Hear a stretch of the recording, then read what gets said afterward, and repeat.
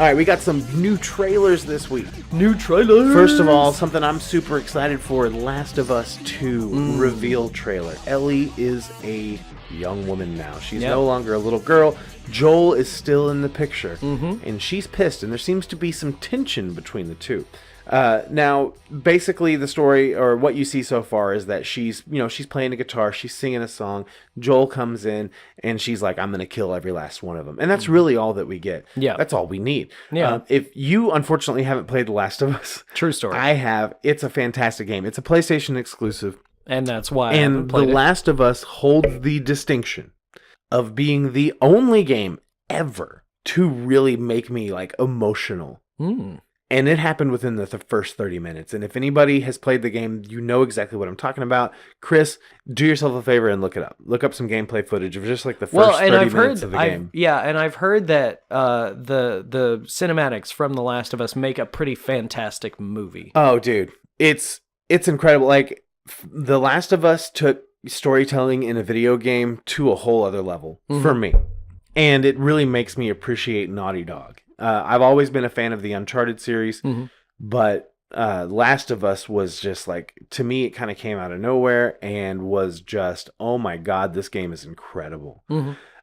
It was actually bundled with my PlayStation 4 when I got it. I had never played it on PS3.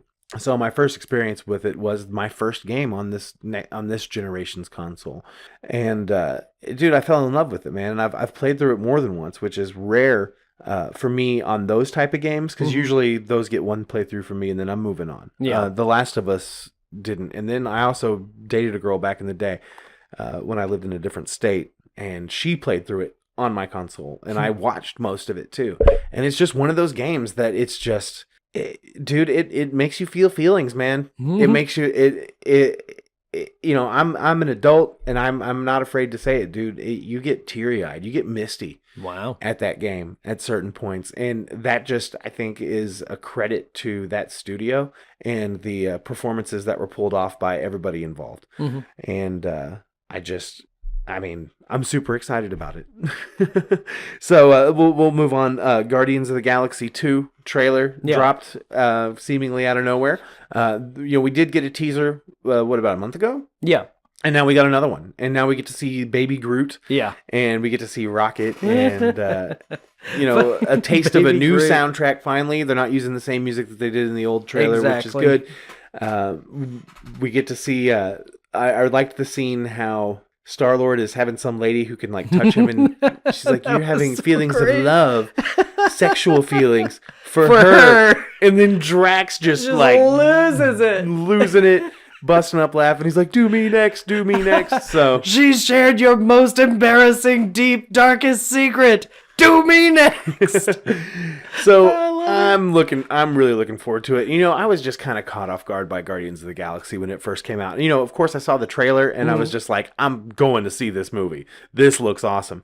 But it was just one of those movies that, man, I saw it in the movie theater 3 times. Yeah.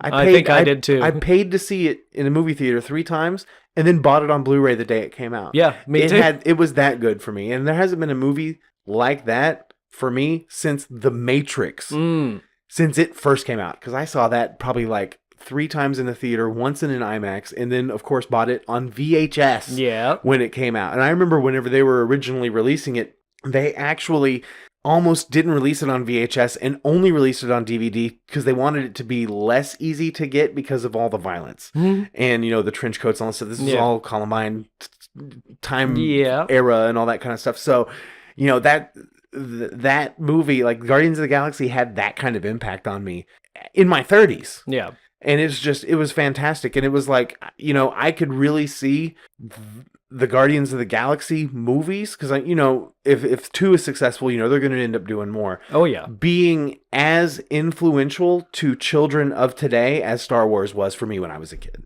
I think it could be that. I can see that. Yeah.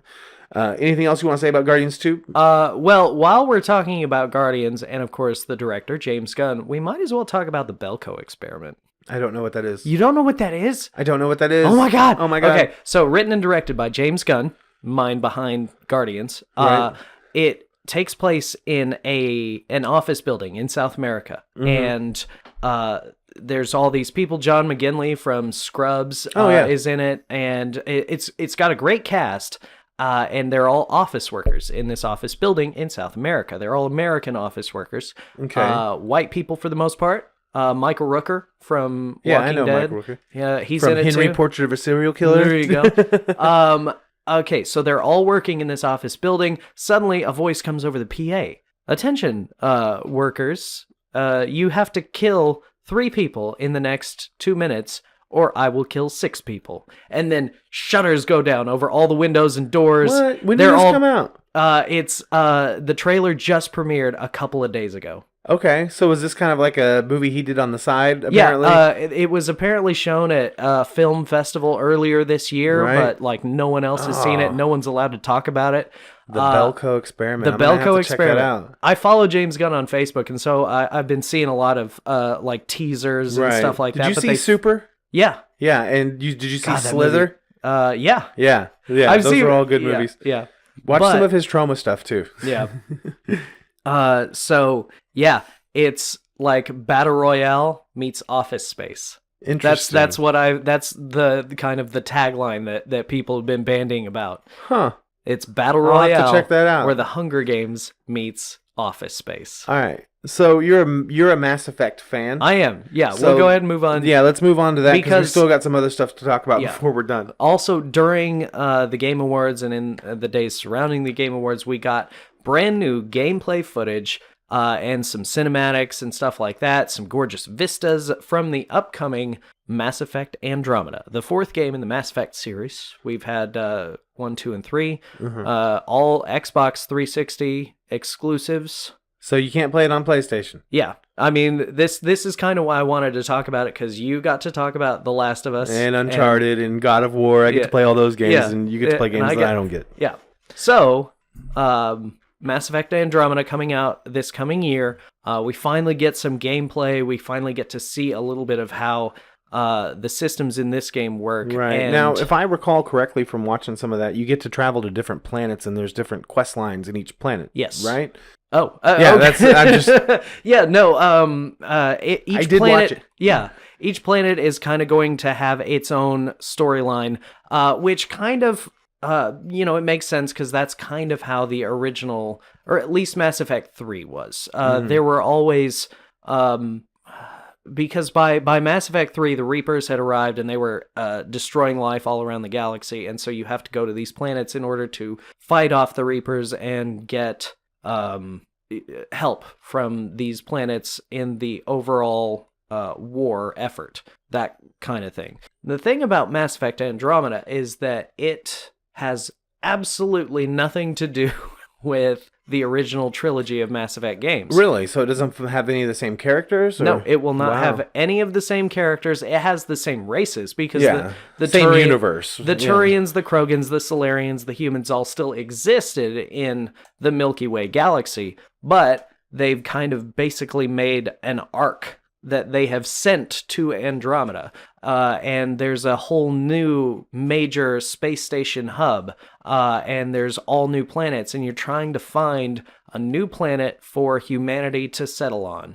And the Turians, the Solarians, the Asari, the Krogans are all also doing that. Firefly style. While we're in this new galaxy. And so there are, well-established colonies that you will go to. There are warlords that you will interact with because they have made their own martial law on these planets. There's going to be a lot of interesting stuff. Sounds like you've got your work cut out for you, sir. Oh, I am going to have some fun with this one. I'll have to check that out. Now, I'm pretty sure, and I'm wondering, and if I'm correct, then there's already people that are listening to this that are like, "You're wrong." I'm pretty sure that Mass Effect was available on PlayStation. I just don't think I've ever played it. I'm looking it up right now. All right. Let's see. Because I honestly don't know either. Mass Effect, this is Wikipedia, first paragraph. Mass Effect is a science fiction action role-playing third-person shooter video game series and was released for the Xbox 360, PlayStation 3, and Microsoft Windows, with the third installment also released on the Wii U. Huh. So it was multi-platform. And it says the 4th game is expected to release on Windows, PlayStation 4, and Xbox One. Huh. So, yeah, it is available on multi-consoles. Because I recall a friend of mine back in the town I used to live in, who had gotten a PS3, who was like, yeah, my wife, I'd ask her permission to download one of the Mass Effect games or something. So that's just one of those games that's huge that just kind of slipped past me and haven't picked up. Yeah. Now, they have that HD remake of the trilogy, right? No. The Mass Effect trilogy right here? Is that a thing? Collections? Or is that just all no, three it's of just the... PlayStation. It says BioWare has opened up to the idea of remastering the original trilogy just for haven't done PlayStation 4 and Xbox One. They said we've discussed that internally. So I would either have to go back and get them for the PlayStation 3, or maybe wait until they release the trilogy on PlayStation 4. And I don't know if the PS4 has like backwards compatibility. Unfortunately, they don't. But I still have a PS3. This is true. But at the same time, I mean, since I've had the PS4 and I also have a Wii U, I don't play the PS3 very often anymore. I mean, my cousin, when he moved away, left his PS3, and I started to play Saints Row 2 because I never been able to play that one. Now that's one of the old ones, dude. Now it's backwards compatible with PlayStation 2 games, isn't it? You've got one of the older, bigger ones. Because I tried to play like Kingdom Hearts or Kingdom Hearts 2 or something a while back, and it didn't work. The Kingdom Hearts HD remake for PlayStation 3. If I might want to borrow that. All right. It's gonna take me a while though, because I've still got a whole hell of a lot of Final Fantasy 15 to work through. Well, yeah, and that's the thing that sucks about being into video games, is because there's always going to be this big back catalog that you've never played that someday you hope to get to play. Yeah.